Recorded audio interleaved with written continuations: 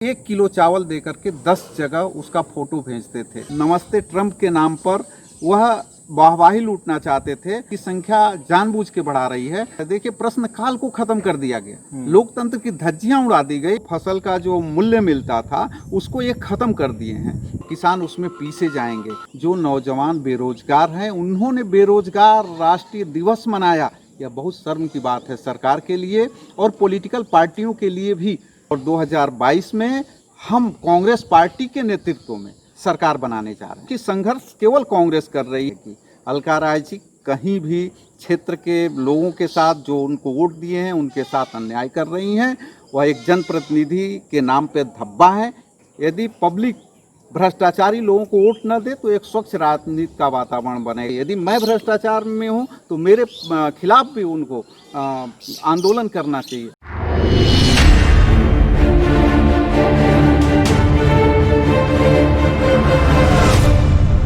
नमस्कार, मैं चंदन शर्मा आपका द सर्जिकल न्यूज़ के यूट्यूब चैनल पर स्वागत करता हूं। आज हमारे साथ कांग्रेस के दिग्गज लीडर और राजीव गांधी पंचायती राज संगठन के प्रदेश अध्यक्ष जनक कुशवाहा जी हैं। इनसे हम बात करेंगे विभिन्न मुद्दों पर, जिसमें बेरोजगारी शामिल होगा, कोरोना काल में लोगों की जन समस्याएँ होंगी और साथ में विधानसभा मोहम्मदाबाद के ये पूर्व प्रत्याशी भी रह चुके हैं, इसलिए हम मोहम्मदाबाद की भी बात करेंगे। आइए बात करते हैं। सर नमस्कार, स्वागत है आपका। बहुत बहुत धन्यवाद। सर, हम जानना चाहते हैं कोविड-19 में बहुत सारी समस्याएं हुई हैं लोगों को, लोग घरों में दुबके रह गए और सरकार इसमें विफल रही है एक तरीके से देखा जाए तो। इसमें आप क्या कहना चाहेंगे लोगों से? देखिए, कोरोना 19 जो है यह एक बीमारी है, ठीक है, लेकिन जिस तरह से सरकार ने इसमें लॉकडाउन सीधा की है, यह गरीब किसान, मजदूर और आम जनता के लिए इतनी परेशानी हुई है जिसकी क्षतिपूर्ति नहीं की जा सकती है। इसमें वो अपने राजनीति चमकाने की कोशिश भी किए हैं, क्योंकि यदि विपक्ष जहाँ जहाँ भी लोगों की सहायता करने की कोशिश किया तो वो रोकने की कोशिश किए हैं और अपने जा कर के एक व्यक्ति को कुछ सहायता करते थे तो 1 किलो चावल दे करके 10 जगह उसका फ़ोटो भेजते थे। जो सम्मानित व्यक्ति था, जिसको आवश्यकता थी, वह लेने से भी कतरा रहा था। तो इसमें केवल इन लोग राजनीति किए हैं और पूरी तरह से सरकार इसमें फ्लॉप रही। अभी भी लगातार जो डेथ रेट है वो लगातार करीब पर डे 1000 लोगों की है अप्रॉक्स देखा जाए तो, और जो काउंटिंग है वो भी लगातार बढ़ रही है। हालांकि 3-4 दिनों से देखा जा रहा है थोड़ा सा कम हुआ है, लेकिन फिर भी लगातार ये बढ़ रहा है। और लॉकडाउन पूरे तरह से खुल चुका है, अनलॉक 4 हो चुका है और लोग बाहर निकल रहे हैं। इसमें कितना लोगों को खतरा है? देखिए, इसमें हमारा जहाँ तक आइडिया है, इसमें खतरा का कोई बात नहीं है। चूँकि सरकार घर घर जा कर के इसका टेस्टिंग कर रही है, तो आप अमूमन बात है कि इधर का जो जलवायु है, मौसम है, उस हिसाब से लोगों को खांसी जुकाम होता है और इससे उसकी संख्या बढ़ना तो स्वाभाविक है। लेकिन इससे हमको नहीं लगता है कि कोई खतरा है। सरकार इसमें केवल ओनली फॉर विश्व बैंक से जो उसके पास पैसे आ रहे हैं उसका दुरुपयोग करने पे लगी है और कुछ नहीं। सरकार चाहती तो शुरुआत में ही कोविड-19 पे लगाम लग सकती थी। जी बिल्कुल। फरवरी के महीना में हमारे पूर्व राष्ट्रीय अध्यक्ष आदरणीय राहुल गांधी जी ने कहा था कि यह एक खतरनाक बीमारी हो सकती है, क्यों नहीं एयरपोर्ट को ही हम बंद कर दें और बाहर से लोग न आवें।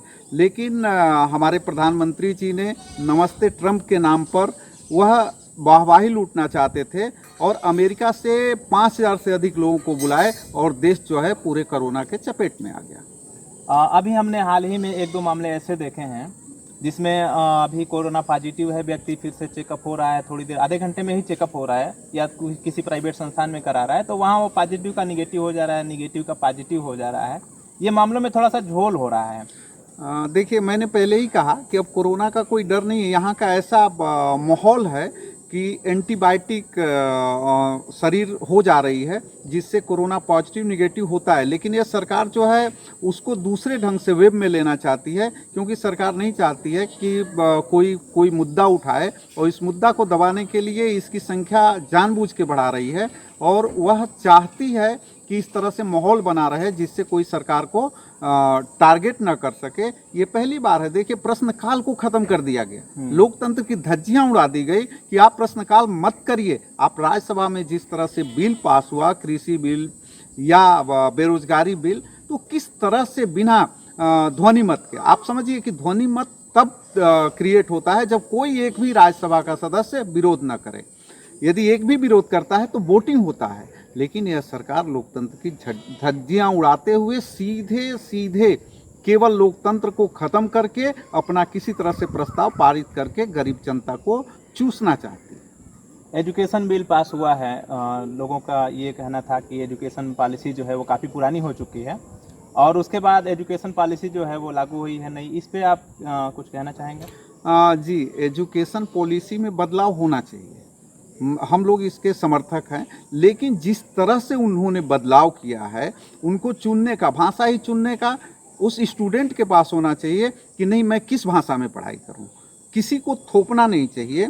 आप एक चीज़ मैं एजुकेशन पॉलिसी पर सीधा सीधा कहना चाहता हूं कि जो कह रहे हैं कि रोजगार परक है, लेकिन आप देखिए यह अपने लोगों को विदेशों में भेज करके पढ़ाई करा लेंगे, लेकिन जो गरीब मजदूर है, जिस तरह से फीसें बढ़ाई जा रही है, जिस तरह से उनका क्षय होता है, सरकार का एक चीज़ है कि यहाँ की जनता न पढ़े और नहीं पढ़ेगी तो मानसिक रूप से हमारी गुलाम रहेगी।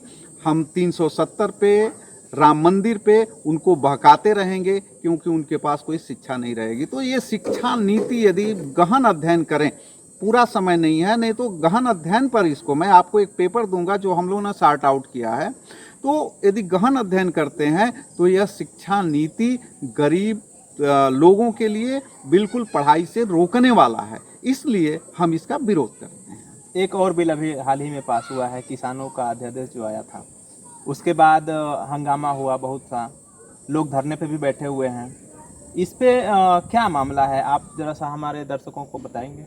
देखिए, कृषि बिल जो पास हुआ है इसमें सीधे सीधे एक चीज़ जो फसल का मिलता था, किसानों को फसल का जो मूल्य मिलता था उसको ये ख़त्म कर दिए हैं, प्राइवेट मंडी को सौंपने जा रहे हैं। अब मैं आपको बता दूं, ये कह रहे हैं कि इसमें जो है मंडी को ख़त्म नहीं किया जा रहा है, लेकिन ये प्राइवेट मंडी को दे करके किसानों के ऊपर जो कोड़े चलाए, यहाँ तक कहिए कि किसानों की हत्या करने पर कि ये आत्महत्या सीधे सीधे करें, मंडी प्राइवेटकरण करके वो अपने हिसाब से, उद्योगपति जो है अपने हिसाब से इस मंडी को चलाएंगे और किसान उसमें पीसे जाएंगे, उनका समर्थन मूल्य नहीं मिलेगा।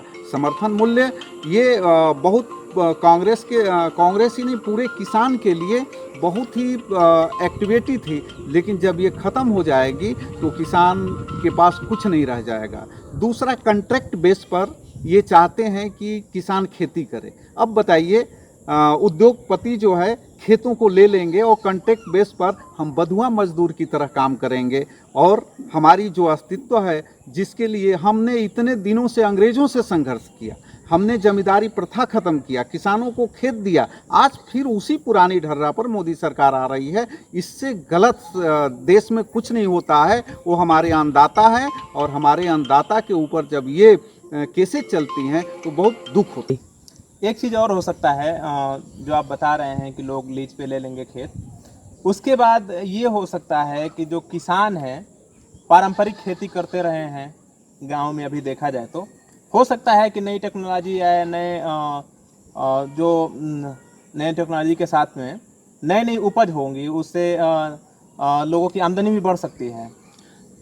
इसमें कंटेक्स्ट लाने की क्या आवश्यकता है? यदि नई तकनीकी लाना चाहते हैं तो किसानों को प्रशिक्षित करके नई टेक्नोलॉजी के द्वारा हम अधिक से अधिक अन्न उत्पन्न कर सकते हैं। जब भारत आज़ाद हुआ था तो एक मंडे में 20 किलो 30 किलो पैदावार होता था, लेकिन ये 70 साल 75 साल में आखिर टेक्नोलॉजी डेवलप हुआ, तब आज जा कर के इतने पैदावार हो रहे हैं और हम लोगों को खाने के लिए पर्याप्त मात्रा में मिलता है। नहीं तो पहले तो अमेरिका से दरिया आता था, हम लोगों के समय में हम लोगों ने उसको बना करके खाते थे।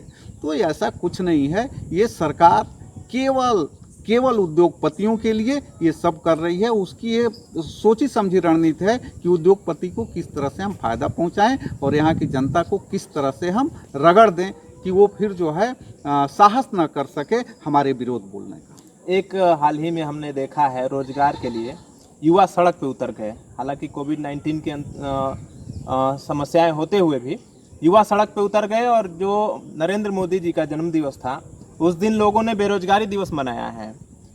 क्या हालात है इस देश के? देखिए, बेरोजगारी की समस्या पर मैं आपको ज़रूर कहना चाहूँगा, ये कोविड-19 होने के बावजूद भी ये पहला बात है, कितनी शर्म की बात है कि एक प्रधानमंत्री के जन्मदिन पर किसी दल के लोग नहीं, किसी विपक्ष के लोग नहीं, जो नौजवान बेरोजगार हैं उन्होंने बेरोजगार राष्ट्रीय दिवस मनाया।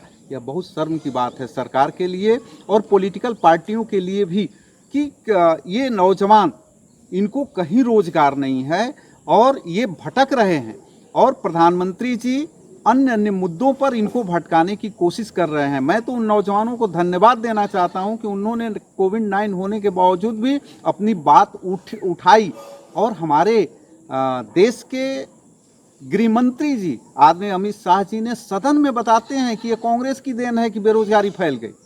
उनको नोटबंदी को ले लीजिए या लॉकडाउन ले लीजिए, इससे जो त्रस्त हुए हैं, लोगों की नौकरियां गई। अभी तो जो बेरोजगार हैं उनकी बात छोड़िए, जिनकी नौकरियां चली गई वो भी बेरोजगार हो गए। ये सरकारी कर्मचारियों को भी 50 साल उम्र ले आ रहे हैं, ज़बरदस्ती रिटायरमेंट कर रहे हैं। ये सब बेरोजगारी के एक नमूना है। वो नौजवान को बहुत और हम पूरी तरह से तहे दिल से उनका स्वागत करते हैं और यदि उनकी लड़ाई लड़नी पड़ी तो हम लोग जेल में जाएंगे, लेकिन सड़क पर उनके साथ होंगे और नेतृत्व तो हमारे नौजवान, बेरोजगार नौजवान करेंगे। हम अपना नेतृत्व तो नहीं लेंगे, लेकिन उनका समर्थन में हम सदैव खड़ा रहेंगे। हम अभी हाल ही में 1-2 दिन पहले हमने इंटरव्यू किया है पूर्व कैबिनेट मंत्री जो हैं ओम प्रकाश राजभर जी। उनका ये कहना था कि हम विपक्ष में इस समय तो हैं, लेकिन 2022 के चुनाव में हम आ रहे हैं। आप इस पे क्या कहेंगे? कांग्रेस पार्टी कहाँ पे रहेगी? देखिए, कहना और करने में हम ओम प्रकाश जी हमारे विधानसभा मोहम्मदाबाद के बगल में जहूराबाद, जहाँ मेरा गांव है, वहाँ से वो चुनाव भी जीते, मंत्री भी बने, लेकिन अपनी बात को भाजपा से नहीं करा पाए। आज वो विपक्ष में आकर के बैठे हैं और शुभकामनाएं हैं। हम लोग भी चाहते हैं कि विपक्ष की सरकार बनी। जहाँ तक हमारे कांग्रेस पार्टी की बात है तो कांग्रेस पार्टी वास्तविक रूप से प्रियंका गांधी जी के नेतृत्व में, अजय कुमार लल्लू जी के नेतृत्व में बहुत मजबूत हो रही है और 2022 में हम कांग्रेस पार्टी के नेतृत्व में सरकार बनाने जा रहे हैं। तो क्या हम ये मान के चलें कि नहीं, आप जो कांग्रेस पार्टी है वो सिर्फ अकेले चुनाव लड़ने वाली है 2022 में? देखिए, कुछ मुद्दे ऐसे होते हैं जो केंद्रीय लीडरशिप इसको तय करती है। हम पूरी तरह से तैयार हैं कि अकेले चुनाव लड़ेंगे, लेकिन यदि पार्टी का जो निर्देश होगा उसको हम लोग मानेंगे। लेकिन अभी हम लोग, जैसे प्रियंका जी भी या लल्लू जी जो मेहनत कर रहे हैं, हम खुद प्रदेश में घूम के मेहनत कर रहे हैं। प्रदेश के जो किसान हैं, मजदूर हैं, अल्पसंख्यक हैं, महिलाएं हैं, जो क्रेज बन रहा है कांग्रेस के प्रति, क्योंकि संघर्ष केवल कांग्रेस कर रही है और जब कांग्रेस कर रही है तो लोग कांग्रेस के प्रति आश्वस्त है। मैं बता दूं, 2009 में यही कांग्रेस पार्टी है, लोग कहते हैं कि बहुत पीछे हैं, लेकिन 1 नंबर की पार्टी उभरी थी और 21 MP हमारे जीते थे। वही इतिहास हम दोहराने जा रहे हैं और पूरा का पूरा आपसे मैं कह देता हूं कि 2022 में कांग्रेस के नेतृत्व में ही सरकार बनेगी उत्तर प्रदेश की। एक सवाल और है हमारा। आप चूँकि मोहम्मदाबाद विधानसभा के पूरे प्रत्याशी रह चुके हैं, यहाँ के विधायक हैं इस समय भाजपा की माननीय अलका राय जी, वो लगातार भ्रमण कर चुकी हैं पहले, लेकिन फिर भी जन मुद्दे की जो समस्याएं हैं, जनता की जो समस्याएं हैं, वो ख़त्म नहीं हो पा रही हैं। उसके बारे में आप क्या कहेंगे? देखिए, लगभग 4 साल होने वाले हैं और मैं कह दूं, आप कह रहे हैं कि अलका राय जी घूमती रहती हैं, वो कहीं नहीं, अपने लोगों के बीच में जाती हैं और कोई मुद्दा नहीं उठाती हैं। केवल कमीशन लेकर के पैसे देने के लिए वो गाँव का भ्रमण करती हैं कि यहाँ कौन सा व्यक्ति मुझे अधिक से अधिक कमीशन देगा और यहाँ पर कैसे मैं वर्क करूँगी। मैं आपको बता दूं, आप जानते भी हैं, आप लोकल हैं, मैं चुनाव हारने के बाद पूरे विधानसभा का दौरा किया हूं और लोग मेरे साथ हैं। मैं संगठन को भी मजबूत किया हूं। जो हमारे सिबतुल्ला जी हारे हैं, कई गांवों में गए हैं, लेकिन मैं तो सदैव चलता रहता हूं। और हमारे विधायिका जी कहीं नहीं। शहबाज कुली का जो रोड था मेरे संघर्ष से बना, मैंने प्रदर्शन किया और सरकार को झुकना पड़ा। मैं कहता हूं कि अलका राय जी, एक कठवा मोड़ का पुल है, आज तक उसमें उसका उद्घाटन कर दी कि मैं बनवा रही हूँ और शिलान्यास हो गया। हाँ, शिलान्यास भी हो गया, लेकिन आज तक एक मजदूर या एक मिस्त्री भी अभी उस पर नहीं पहुंचा। ये कैसी विडंबना है। मैं चैलेंज करता हूं अलका राय जी को, आप कहीं भी आप बता दीजिए कि मेरे माध्यम से ये काम बिना कमीशन का हुआ है। और कमीशन खोरी इतनी है कि जहां पर भी कुछ सड़कें आपके माध्यम से बन रही है, उसका केवल 6 से 7 महीना उसका है कि 6-7 महीना के बाद उजड़ जाएगी। अलका राय जी कहीं भी क्षेत्र के लोगों के साथ, जो उनको वोट दिए हैं, उनके साथ अन्याय कर रही हैं। वह एक जनप्रतिनिधि के नाम पे धब्बा है, क्योंकि बिना कमीशन का वो काम नहीं कर रही हैं। उनके हस्बैंड कृष्णानंद राय जी थे, जो कि एक इतिहास कायम किए थे, कम समय में उन्होंने किया था, लेकिन बिना कमीशन का वो काम करने का प्रयास किए थे। सबसे छोटी इकाई है ग्राम पंचायत। आप पंचायती राज संगठन के अध्यक्ष हैं। तो हम ये देख रहे हैं कि लगातार खबरें आ रही हैं कि जो प्रधान हैं उनका एक क्राइटेरिया फिक्स होगा। जैसे हाई स्कूल तक वो पढ़े होंगे, उसके बाद वो चुनाव लड़ सकते हैं, 2 बच्चे होने चाहिए, इसके बाद वो चुनाव लड़ सकते हैं। इसमें आप क्या देखते हैं? देखिए, इसमें हमारा स्पष्ट कहना है कि जब तक यह एक ग्राम सभा है और निचले स्तर का है, गरीब लोग रहते हैं, चुनाव भी आरक्षण के माध्यम से होता है। आप एक दलित सीट आ जाए और आप पहले की जब तक वो 21 साल की उम्र पूरा नहीं करेंगे, अब बताइए उनकी शिक्षा कहाँ तक हुई होगी। फॉरवर्ड लोग हैं, मैं समझता हूँ कि उनकी भी लड़कियां 8 तक पढ़ करके छोड़ देती थी पहले। तो ये तो बिल्कुल नाइंसाफ़ी है। यह ज़रूरी है कि नहीं लोग पढ़े लिखे हों, ठीक है, लेकिन यह ज़रूरी नहीं है कि पंचायत में जो पढ़ा लिखा है वो अच्छा काम कर सका। जो अनुभव पर धरातल पे काम करता है वो अच्छा होता है। मैं एक बात आपसे और कहना चाहूँगा कि जब लोकसभा विधानसभा में यह प्राविधान नहीं है, तो आप इन गरीब लोगों पे क्यों लादना चाहते हो? आपको पहले करना है तो लोकसभा में करिए, विधानसभा में करिए, फिर पंचायत में आइए। एक अच्छा उदाहरण बनेगा। और रहा 2 बच्चे का सवाल, तो मैं आपसे पूछना चाहता हूं, आपके माध्यम से लोगों से पूछना चाहता हूं कि जो व्यक्ति आज से 21 साल पहले उनके 3 बच्चे हुए हैं, 4 बच्चे हुए हैं, उस समय तो प्रतिबंध नहीं था, तो उनको क्यों ये सज़ा दी जाएगी कि आप चुनाव ना लड़ो? तो क्या हम सोशल मीडिया के उन सवालों का जब वो उनको सही मानते हैं, जिसमें लोग कहते हैं कि यदि सांसद और विधायक है उनका कोई एग्जाम नहीं होता है, तो बेरोजगारों के साथ ऐसा क्यों और प्रधानों के साथ ऐसा क्यों हो रहा है? नहीं, बेरोजगारी का एक अलग मसला है, क्योंकि जनप्रतिनिधि होते हैं और उनका एग्जाम नहीं होता है। अनपढ़ व्यक्ति शासन को के लिए वो चुनाव लड़ता है और लोकतंत्र को मजबूती, यही लोकतंत्र की खूबसूरती है। बाबा भीमराव अंबेडकर जी ने जो प्राविधान दिया, हमारे संविधान के लोगों ने जो व्यवस्था दिया, उसमें यह था कि अनपढ़ व्यक्ति चुनाव लड़ सकता है, क्योंकि वो सामाजिक होता है। हाँ, उनके साथ रहने के लिए IAS PCS गवर्नमेंट चलाते हैं, तो ये कोई प्रॉब्लम नहीं है। शिक्षा का कोई अनिवार्यता किसी भी स्तर पर नहीं होना चाहिए, क्योंकि हम समझते जरूर हैं, लेकिन कोई भी व्यक्ति जो प्रैक्टिकल करता है, यदि हम खेती करते हैं तो एक हमसे ज़्यादा जो है जो खेती करता है किसान, उसको पता होता है कि कैसी मिट्टी है, वो मिट्टी देख करके बता देता है कि इसमें कौन सी फसल होगी। लेकिन हम पढ़े लिखे कृषि से हैं, तो हम मिट्टी देख के नहीं बता सकते हैं, हम किताब पढ़ के बताएंगे कि ये कैसा होता है। तो यह कहीं प्रतिबंध नहीं होना चाहिए। लोकतंत्र की खूबसूरती है कि सबको अवसर मिले, वो कोई भी अनपढ़ हो या पढ़ा लिखा हो। पढ़ा लिखों को कौन रोक रहा है? आप आइए चुनाव लड़िए, लेकिन आप उसमें फेल हो जाते हैं। आप कहते हैं कि राजनीति बहुत भ्रष्ट है, लेकिन जो भी IAS रिटायर होता है, कोई भी बड़ा अधिकारी रिटायर होता है, तो अपना क्या चुनता है? राजनीति चुनता है। तो राजनीति में ऐसा कोई भ्रष्टाचार नहीं है। कुछ चीज़ें आ जाती है, यदि पब्लिक भ्रष्टाचारी लोगों को वोट न दे तो एक स्वच्छ राजनीति का वातावरण बनेगा। लेकिन कहीं भी एग्जाम दे के राजनीति का पटल पर हम चुनाव नहीं कर सकते हैं। ये एक अलग मुद्दा है। इसमें किसी प्रकार का पढ़ाई का या बच्चों का कहीं से भी नहीं होना चाहिए, ये मेरा मानना है। मेरे पंचायती राज संगठन का भी मानना है कि शिक्षा और बच्चों का ये दबाव नहीं देना चाहिए। हमने देखा है कुछ लोगों से बात हो रही थी ग्रामीण अंचल में जो छोटे छोटे अभी युवा हैं जिनकी उम्र 18 से 20, 25 या मैक्सिमम 30 तक है, तो उनसे हमारी बात हो रही थी तो उन्होंने कहा कि ये जो सिस्टम आ रहा है जो 2 बच्चों का है या एजुकेशन वाला है कि हाई स्कूल होना चाहिए, इंटर होना चाहिए, इसमें जो अगड़ी जातियाँ हैं उनको आगे करने की तैयारी है सरकार की। हाँ बिल्कुल, आगे करने की तैयारी है। वो बच्चों के ऊपर राजनीति करते हैं। मैं एक चीज़ आपको बता दूं, कहा जाता है कि जो ग्राम प्रधानी है ये एक बहुत ख़राब सिस्टम है, इसमें भ्रष्टाचार होता है। और नौजवान का मैं चाहता हूं, देखिए नौजवान पहले सिस्टम को बदलता था।